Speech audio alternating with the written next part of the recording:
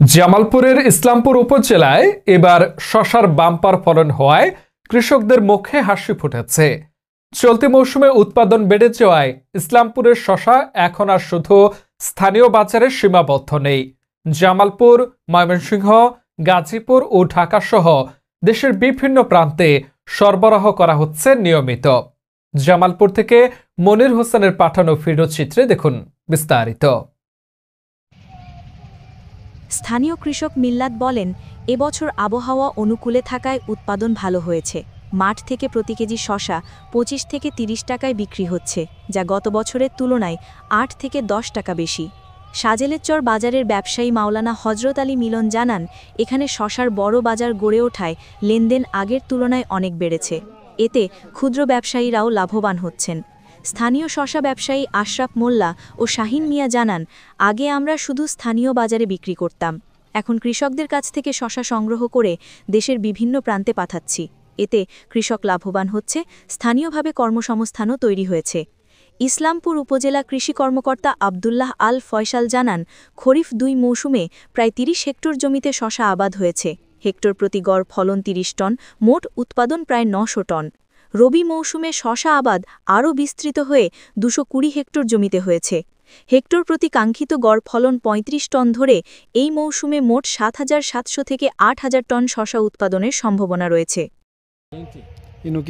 বাজারে এটা তো আপনাদের আচ্ছা, তুলনামূলক যে বন্ধ শশা করছে মোটামুটি সবাই তো এখানে বিক্রি করে।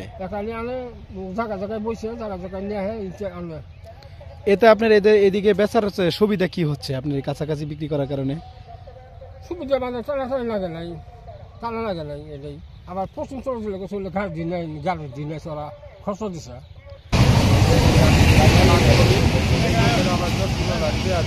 আশরাফ ভাই তো ব্যবসায়ী, সে কিভাবে আপনাকে সহযোগিতা করে? কি এর জন্য 10-15 লাখ টাকা দেয়? কাঁচামরিচ ওইগুলা চাষ করার জন্য। এইবার আমি তো কিছুদিন আগে মনে হয় মোটামুটি প্রায় 5-6 হাজার বস্তা আমদানি হয়েছে প্রত্যেক দিন। আমরা সকালবেলা একটা রেট ফেলাই, আমরা বাজার ফেলাই, আমরা এই মালগুলা কিনে লই। আপনারা কোথায় নিয়ে যান পরে? মালগুলা বিভিন্ন বাজারে দেই, ঢাকায় দেই, ঢাকা বিভিন্ন বাজারেই দেই। আমি আপনাদের মাধ্যমে জানাতে চাই যে যদি যেই কৃষকগুলি আপনার শশা ভালো হয় নাই, এনাদেরকে যদি সরকারিভাবে একটু সহায়তা করা হয়, এবং দেশ থেকে আমরা আমার মনে হয় এদিকে যারা আবাদ করছে এরা এইভাবে সহায়তা পায় নাই। তো আমি আশা করি সরকারিভাবে ভালো বীজ দিয়ে এবং কিছু সার দিয়ে যদি কৃষকদেরকে সহায়তা করা হয়, কৃষকরা উপকৃত হবে এবং কি এই ফসল আরো করতে তারা আগ্রহী হবে।